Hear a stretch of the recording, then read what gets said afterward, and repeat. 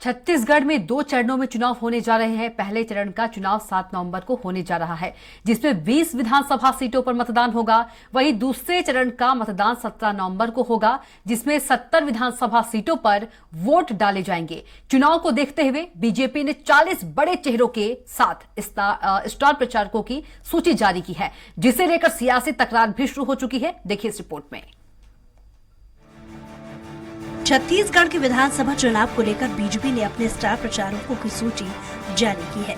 इस सूची में प्रधानमंत्री नरेंद्र मोदी, बीजेपी राष्ट्रीय अध्यक्ष जेपी नड्डा, केंद्रीय गृह मंत्री अमित शाह सभी 40 वरिष्ठ नेताओं के नाम शामिल किए गए हैं। ये वो नाम है जो प्रदेश में बीजेपी के पक्ष में माहौल बनाते हुए नजर आएंगे, जिसे लेकर सियासत भी तेज होती जा रही है। बीजेपी के स्टार प्रचारकों की सूची को लेकर कांग्रेस ने तंज कसा है। रायपुर पश्चिम से विधायक विकास उपाध्याय ने कहा कि उनके दौरे से कोई फर्क नहीं पड़ेगा।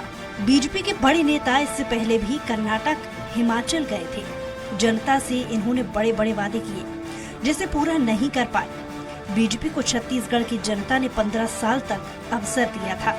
उन्होंने अपनी क्रेडिबिलिटी खत्म कर दी, इसलिए बाहरी नेताओं को बुलाया जा रहा है।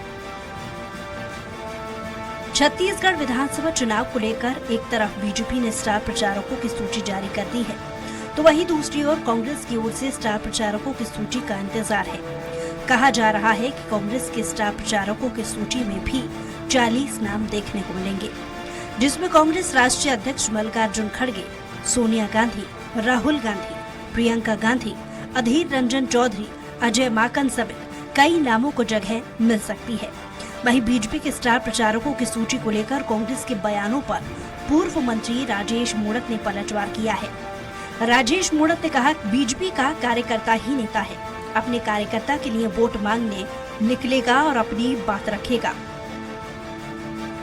कांग्रेस अपनी पार्टी की चिंता करे, कभी देश की सर्वोच्च पार्टी हुआ करती थी। आज लोकसभा में विपक्षी दल का नेता भी उनका नहीं बन पाया। हम तो 2 से लेकर 335 तक पहुँचे।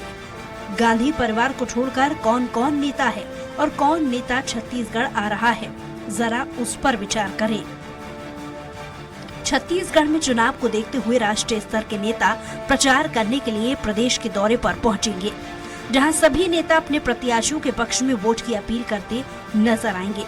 लेकिन इन स्टार प्रचारकों को लेकर हो रही सियासत के बीच जनता स्टार प्रचारकों की सभाओं और बयानों पर कितना विश्वास करेगी, ये तो चुनावी नतीजों के बाद ही स्पष्ट हो पाएगा। Bureau report, Swaraj express. इसी के साथ फिलहाल के लिए सत्ता का संग्राम इतना ही। आप देखते रहिए स्वराज एक्सप्रेस। नमस्कार।